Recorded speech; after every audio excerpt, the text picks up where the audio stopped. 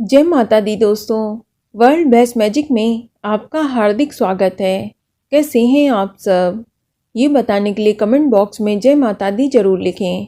दोस्तों, आज हम सुनेंगे सकट चौथ व तिल चौथ की व्रत कथा, जो इस प्रकार है। पुराने समय की बात है कि एक शहर में दो भाई रहते थे। उनकी पत्नियां भी साथ में रहती थीं। देवरानी और जेठानी साथ साथ रहा करती थीं। लेकिन देवरानी गरीब थी और जेठानी बहुत अमीर थी। लेकिन देवरानी गणेश जी की परम भक्त थी।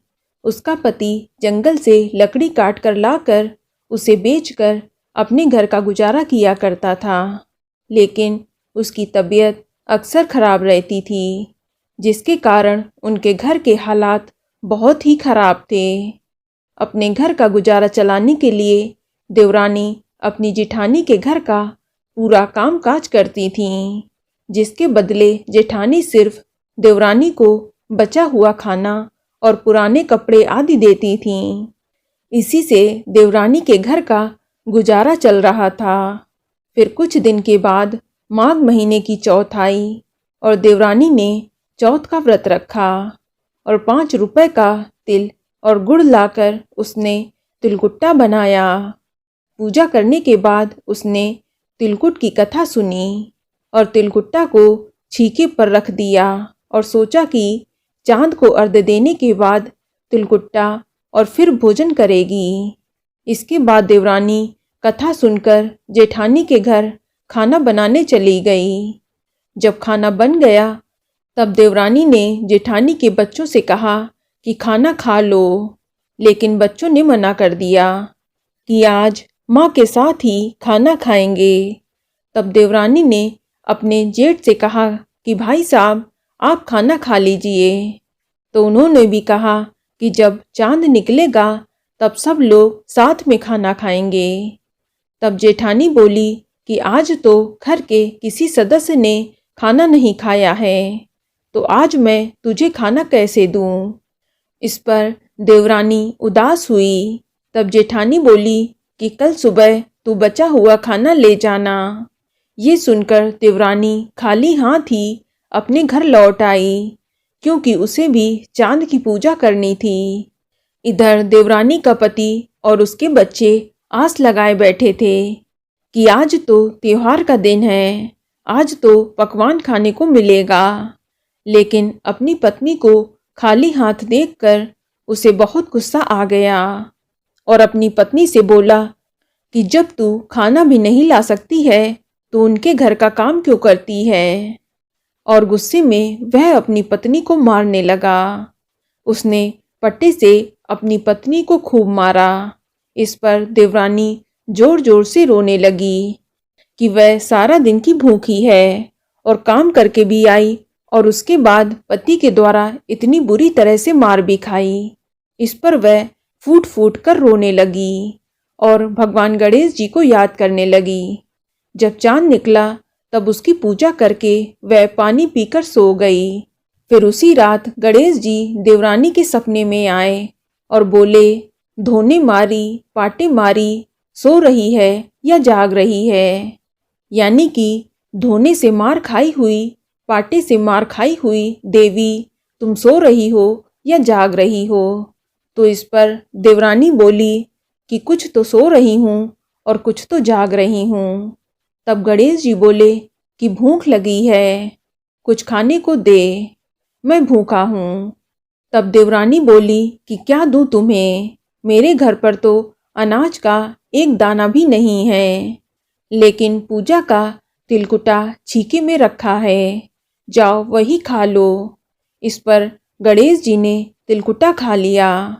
फिर तिलकुटा खाने के बाद गणेश जी बोले, धोने मारी पाटे मारी, निपटई लगी है। कहाँ निपटई? इसका मतलब है कि उनका मोशन बन गया है, यानी उन्हें फ्रस होना है, तो कहाँ जाएं? तब देवरानी बोली कि पूरा घर पड़ा है, जहाँ मन हो वहाँ निपट लो। इस पर गणेश जी ने निपट लिया। वे फिर देवरानी से बोले कि निपट तो लिया है, अब पोछूं कहाँ, धोऊं कहाँ? तो देवरानी को गुस्सा आ गया कि कब से परेशान कर रहे हैं। तो देवरानी ने गुस्से में बोल दिया कि मेरे सिर पर पोंछ लो। फिर इसके बाद जब देवरानी सुबह उठी तो उसने देखा कि उसका पूरा घर सोना, चांदी, हीरे मोती से भरा पड़ा है। वह हैरान हो गई और जहां गणेश जी ने उसके सिर पर पोछी करी थी तो वहां भी हीरे का टीका और बिंदी लगी थी। अब तो देवरानी भी बहुत अमीर हो गई। फिर उस दिन देवरानी जेठानी के घर खाना बनाने भी नहीं गई।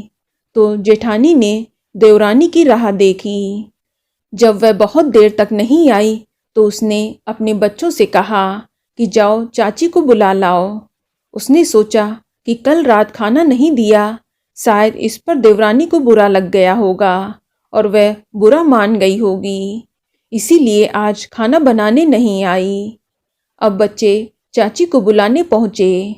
तब चाची ने बच्चों से कहा कि बहुत दिन मैंने तुम्हारे घर खाना बनाया है, अब मैं खाना नहीं बनाऊंगी, बल्कि अब तुम अपनी माँ को हमारे घर खाना बनाने भेज दो। जब बच्चे वापस आए तब माँ को बताया कि चाची का तो पूरा घर सोने हीरे से जगमगा रहा है, अब उन्हें काम करने की कोई ज़रूरत नहीं है। इस पर जेठानी जल भुन गईं और दौड़कर देवरानी के घर गईं और पूछा कि ये सब कैसे हुआ। तब इस पर देवरानी ने पूरी बात जेठानी को बता दी। फिर जब जेठानी घर लौटी तो वह अपने पति से बोली कि मुझे धोने से पीटो, पाटे से मारो। उसका पति बोला कि मैं तुम्हें कैसे मारूं, मैंने आज तक तुम पर हाथ नहीं उठाया। लेकिन जेठानी ने बहुत जिद करी। इस पर उसे सच में गुस्सा आ गया और उसने अपनी पत्नी को धोने और पाटे से खूब मारा। फिर मार खाने के बाद घी डालकर चूरमा बनाकर छीके में रख दिया और नाटक करके सो गई। रात को गणेश जी उसके सपने में आए और कहा कि भूख लगी है, क्या खाऊं। तब जेठानी ने कहा कि गणेश जी, मेरी देवरानी ने तो सिर्फ तिलगुड़ बनाया था, मैंने तो घी का चूरमा बनाया है, जाओ वही खा लो। अब गणेश जी ने खा लिया। फिर गणेश जी बोले कि अब निपटू कहाँ। तब जेठानी बोली कि देवरानी के यहाँ तो टूटी फूटी झोपड़ी थी, मेरा घर तो इतना बड़ा है, जहाँ मनो वहाँ निपट लो। फिर गणेश जी ने निपट लिया। फिर उन्होंने पूछा कि अब पोछूं कहाँ। तब जेठानी बोली कि मेरे सिर पर बड़ी सी बिंदी बनाकर पोंछ लो।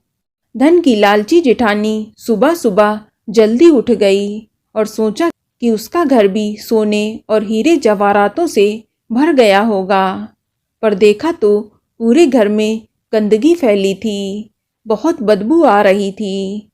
उसके सिर पर भी बहुत गंदगी लगी थी। फिर वह गणेश जी से बोली कि गणेश जी, ये आपने क्या किया। जेठानी से रूठे और देवरानी पर टूटे। जेठानी जितनी घर की सफाई करती उसका घर उतना ही गंदा हो जाता।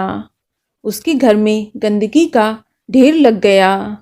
जब उसके पति को पता चला तब वह अपनी पत्नी पर गुस्साया कि तेरे पास तो इतना सब कुछ था, फिर भी तेरा मन इतने से नहीं भरा। फिर परेशान होकर जेठानी ने गणेश जी से विनती करी और अपनी भूल की माफ़ी मांगी। तब गणेश जी बोले कि तूने अपनी देवरानी के साथ जो बुरा किया है ये उसी वजह से हुआ है, अब तू अपने धन से आधा धन उसे देगी, तब ये गंदगी घर से साफ होगी। उसने आधा धन दे दिया, लेकिन एक बड़ी मुहरों की हांडी उसने चूल्हे के नीचे दबा रखी थी। उसने सोचा कि उसका पता किसी को नहीं चलेगा। उसके मन में लालच आ गया। तब उसने गणेश जी से कहा कि अब तो अपनी गंदगी समेट लो। फिर गणेश जी बोले, जो चूल्हे के नीचे मुहरों की हांडी दबी है और जो ताक में 2 सुई रखी हैं उसे भी बांट ले। गणेश जी ने सुई जैसी छोटी चीज का भी बंटवारा कर दिया। इसके बाद जेठानी का घर साफ हो पाया। हे गणेश भगवान, जैसे आपने देवरानी के ऊपर कृपा करी है वैसे ही सब पे कृपा करना। कहानी कहने वाले को, सुनने वाले को सब पर कृपा करना। लेकिन जैसे जेठानी को सजा दी है वैसी सजा किसी को मत देना। बोलो गणेश भगवान की जय, बोलो चौथ माता की जय। तो दोस्तों, ये जानकारी आपको अच्छी लगी तो कमेंट में जय माता दी जरूर लिखें। और अगर आपका कोई सवाल हो तो उसे कमेंट बॉक्स में अवश्य पूछ लें। और इस वीडियो को लाइक करें, शेयर करें और साथ ही साथ चैनल को सब्सक्राइब करें। धन्यवाद।